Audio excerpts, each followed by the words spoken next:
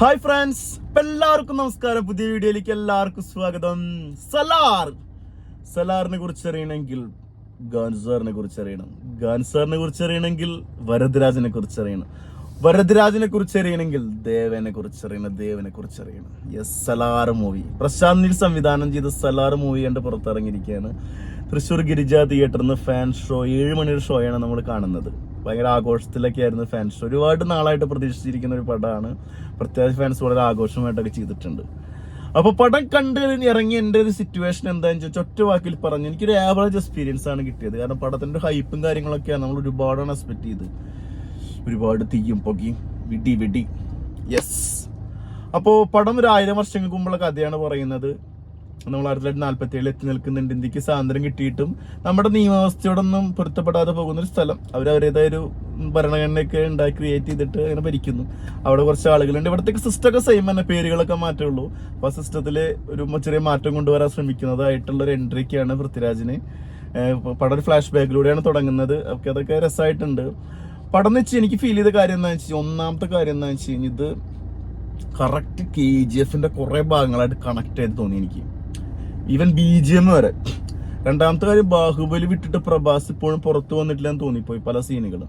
അത് ഭയങ്കരമായിട്ട് ഫീൽ. പ്രത്യേകിച്ച് എടുത്തു പറയേണ്ടത് അമ്മപ്പാസം കുറെ സ്ഥലങ്ങളിൽ കണക്ട് ആവുന്നുണ്ട്.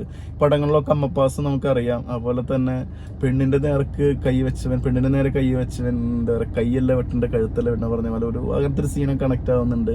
പിന്നെ അമ്മ പറഞ്ഞതിന്റെ അപ്പുറത്തേക്ക് പോവാത്ത നായകൻ, അമ്മ ഒരു കേക്ക് കട്ട് ചെയ്യുന്ന പോലും പേടിച്ചിട്ട് ആ കത്തി വാങ്ങിക്കുന്ന, പ്ലാസ്റ്റിക് കത്തി പോലും വാങ്ങിക്കുന്ന ആ മകനിൽ നിന്ന് വാങ്ങിക്കുന്ന ഒരു അമ്മ. അങ്ങനെ കുറെ കാര്യങ്ങൾ. പിന്നെ പടത്തിലുള്ള സാധനം, നമ്മൾ മുത്തുമ്മേനൊക്കെ നമ്മൾ കണ്ടത്. മുത്തുമ്മ കഴിഞ്ഞിട്ട് പിന്നെ വേറെ സാധനം വന്നു. പിന്നെ അവസാനം അനോക്കോണ്ട വരെ വന്നു. ഇതിലും ഒരു സാധനം സിംബോ, അതൊക്കെ രസമായിട്ടുണ്ട് കേട്ടോ. അതിലെടുത്ത് അങ്ങനത്തെ കുറെ സീനുകളൊക്കെ ഉണ്ട്. ഫുള്ള് തോക്ക് സംബന്ധമായിട്ടുള്ള വെടിവെപ്പും കാര്യങ്ങളൊക്കെ എല്ലാ പടങ്ങളിലും കാണുന്ന പോലെ ഭംഗിയായിട്ട് ചെയ്തിട്ടുണ്ടില്ല എന്ന് പറയുന്ന ഒരു കണ്ടെയ്നർ നമുക്ക് വെടിവെക്കുന്ന സീനൊക്കെ ഉണ്ട്. അതൊക്കെ പൊളിച്ചടക്കിയിട്ടുണ്ട്. ഫൈറ്റ് രസമായിട്ടുണ്ട്. പൃഥ്വിരാജ് മാസ് കാണിക്കുന്നുണ്ട്. എനിക്ക് വളരെ ഇഷ്ടപ്പെട്ടു. പ്രത്യേകം രണ്ടാൾക്കും ഫുൾ ഇമ്പോർട്ടൻസ് ആണ് ഈ പടത്തിൽ കൊടുത്തുള്ളത് കേട്ടോ. ഈ ഫസ്റ്റ് പാർട്ടിൽ കൊടുത്തുള്ളത് രസമായിട്ടുണ്ട്. പിന്നെ ഒരു മഴ കൊണ്ടുള്ള ഒരു ഫൈറ്റ് ഉണ്ട്. അത് കഴിഞ്ഞിട്ട് രസമായിട്ട് ചെയ്തിട്ടുണ്ട്. ഒരു സീനിൽ ഇങ്ങനെ എല്ലാവരും ചുറ്റി തെറിക്കുന്ന സീനൊക്കെ ഉണ്ട്. അത് കുറച്ച് സ്ലോ ബേസ്ഡ് ഒക്കെ എടുത്തിട്ട് നന്നായി ചെയ്തിട്ടുണ്ട്. ഫൈറ്റ് ആണ് സംഭവം. ടെക്നിക്കലൊക്കെ നന്നായിട്ടുണ്ട്. എനിക്കിതിൽ ഏറ്റവും അരോചകമായി തോന്നിയത്, അരാജകമായിട്ട് തോന്നിയതിൽ BGM. ആവശ്യമില്ലാണ്ട് കുറെ സൗണ്ട് ഇട്ട് വെറുപ്പിക്കുന്നുണ്ട്. മൊത്തത്തിൽ തീയും പുകയും വെടിവെപ്പാണ്. അതിന്റെ ഇടയിൽ ഈ സൗണ്ട് കൂടി കയറി വരുമ്പോൾ അത് ഭയങ്കരമായിട്ട് ഫീൽ ചെയ്യുന്നുണ്ട്. ഇങ്ങനെ അത് തിയേറ്ററിൽ എന്തോ സൗണ്ട് കുറച്ചൊരു കയറ്റിട്ടാന്ന് ഫാൻസ് ഷോ ആയതുകൊണ്ട് അത് ഭയങ്കരമായിട്ടൊരു വെറുപ്പിക്കൽ പോലെ എനിക്ക് തോന്നി. പിന്നെ ഇവർ രണ്ടാളും ഭയങ്കര ഇമ്പോർട്ടൻസ്, കട്ട ചങ്ക് ഫ്രണ്ട്സ് ആണ്. ചില റീസൺ കാരണം നമ്മുടെ ദേവേട്ടൻ, നമ്മുടെ പ്രഭാസ് ഭായ് പുറത്ത് നാട് വിട്ടു പോകേണ്ട ഒരു അവസ്ഥ വരികയാണ്. പിന്നെ ഒരു വീണ്ടും ഒരു ആവശ്യത്തിന് വേണ്ടി ഒരുമിച്ച് കൂടുകയാണ്. അപ്പൊ അതായിട്ട് സംഭവമായിട്ട് ഡെവലപ്പ് ചെയ്യുന്ന ഒരു കഥ. ഇവര് കട്ട ഫ്രണ്ട്സ് ആണ്. പറഞ്ഞതിന്റെ അപ്പുറത്തേക്കില്ല. അത്ര പൃഥ്വിരാജിനെ പറയുന്ന ഡയലോഗ് ഉണ്ട്, ചെറുപ്പം മുതൽ അവൻ എനിക്കറിയണ്ട, അവന്റെ എന്ത് തീരുമാനിച്ചാലും ശ്വാസം പോകുന്ന വരാൻ നിലപാടില്ലായില്ല. അത് എന്ത് കാര്യത്തിലായാലും അത് അവസാനം വരാൻ എൻഡിൽ വരെ നിൽക്കും എന്നൊക്കെ പറയുന്ന ഡയലോഗൊക്കെ ഉണ്ട്. അതൊക്കെ രസമായിട്ടുണ്ട്. പിന്നെ എന്തിനാ വരുന്നൊരു നായിക, അത് മോശമില്ലാത്ത രീതിയിൽ ഇങ്ങനെ കാണിക്കുന്നുണ്ട്. എന്തിനോ ഒക്കെ ആയിട്ട് അങ്ങനെ പോകുന്നുണ്ട്. അത് ഞാൻ കിടക്കുന്നില്ല, അത് ഒരു സ്പോയിലർ കണ്ടന്റ് അതിന്റെ ഒളിഞ്ഞിരിപ്പുണ്ട്.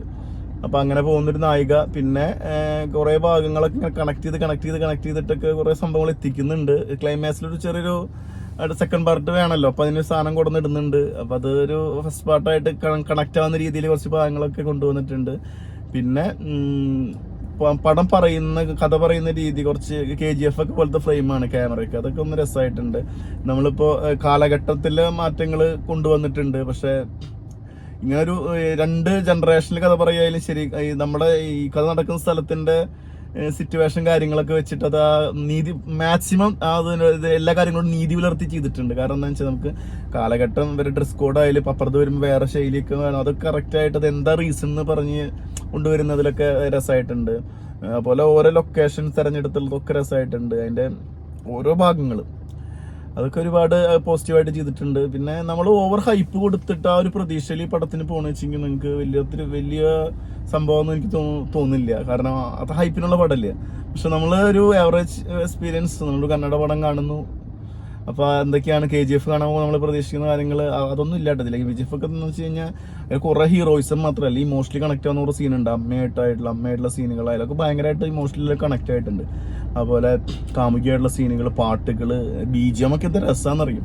ഇപ്പോഴേ BGM ഒക്കെ നമ്മൾ ആഘോഷിച്ച് കാണുന്നതാണ്. അതുപോലെ നമ്മളെല്ലാം പല രീതിയിലൊക്കെ ഉപയോഗിക്കുന്നതാണ് റീൽസ് ചെയ്യാനൊക്കെ. അപ്പോൾ ആ ഒരു ടച്ച് ആ ഫീലൊന്നും ഇതിൽ കിട്ടില്ല. BGM ഒക്കെ സത്യം പറഞ്ഞാൽ വളരെ ശോകമായിരുന്നു. ചില സീനുകളിൽ മാത്രമാണ് അത് കുറച്ച് വർക്കൗട്ടായി എനിക്ക് തോന്നിയത്. പിന്നെ ഫൈറ്റ് കാര്യങ്ങൾ ഒക്കെയാണ് ഇതിൽ ഹൈലൈറ്റ് ചെയ്ത് പറയേണ്ടത്. പിന്നെ ഒരു ഫൈറ്റിന്റെ സമയത്ത് ഒരു കുറച്ച് ട്രൈബൽ ഏരിയയിലുള്ള ആദിവാസികൾ ഒരു ഡാൻസ് സ്റ്റെപ്പൊക്കെ വെച്ചിട്ടൊരു സീനൊക്കെ ഉണ്ട്, ഒരു പാട്ട്, അതൊക്കെ എനിക്ക് രസമായിട്ട് തോന്നി. ബാഹുബലിയിൽ അങ്ങനത്തെ സംഭവങ്ങളൊക്കെ ഉണ്ട്. പിന്നെ ഒരുപാട് പെർഫോമൻസുകൾ ഉണ്ട് കേട്ടോ, നല്ല പെർഫോമൻസുകൾ ഒരുപാടുണ്ട്. നമ്മുടെ പുലിമുരുകനിലെ ആളെ പേര് എന്ത് ആളെ പെർഫോമൻസ് അടിപൊളിയായിട്ടുണ്ട്. വരദരാജന്റെ അച്ഛനായിട്ട് വരുന്ന ക്യാരക്ടർ, പിന്നെ അമ്മയുടെ ക്യാരക്ടർ, പിന്നെ ഇവർ 4 ടീമുണ്ട്. ഈ അവരുടെ ക്യാരക്ടർ, അവരുടെ സൈനിങ് കാര്യങ്ങളൊക്കെ ആയിട്ട് കണക്ട് ചെയ്ത് കൊണ്ടുവന്നതൊക്കെ രസമായിട്ടുണ്ട്. അങ്ങനെ ഒരുപാട് അഡ്വാൻസ്ഡ് ആയിട്ടുള്ള കാര്യങ്ങൾ കൊണ്ടുവന്നിട്ടുണ്ട്. അത് വെറുപ്പിക്കാത്ത രീതിയിലുള്ള കാര്യങ്ങളൊക്കെ ഉണ്ട്. പക്ഷെ അതൊക്കെ കണക്ട് ചെയ്യുന്നതിലും അത് കഥ പറഞ്ഞ് കൊണ്ടുപോകുന്നതിലും നമ്മൾ പിടിച്ചിരുത്തുന്നതിലൊക്കെ കുറച്ച് ബുദ്ധിമുട്ട് നമുക്ക് വന്നിട്ടുണ്ട്. പിന്നെ 3 മണിക്കൂറിനടുത്ത് പടം അതിന്റെ ആവശ്യം ഉണ്ടായിരുന്നില്ല. കുറേ ഭാഗങ്ങളൊക്കെ ഒഴിവാക്കാമായിരുന്നു. ഒരു 2 മണിക്കൂർ 20 മിനിറ്റിലൊക്കെ പടം നമുക്ക് നിർത്താമായിരുന്നു എന്നൊരു ഫീല് നമുക്ക് തോന്നിയിട്ടുണ്ട്. അപ്പോൾ എന്തായാലും പടം കണ്ട് എൻ്റെ ഒരു പേഴ്സണൽ ഒപ്പീനിയനാണ്. നിങ്ങൾ പടം കാണുക, നിങ്ങളുടെ അഭിപ്രായങ്ങളും കാര്യങ്ങളൊക്കെ കമൻറ്റ് ബോക്സിൽ എടുത്തിട്ട് വീഡിയോ ആയിട്ട് വീണ്ടും തരാം. മുകേഷ്.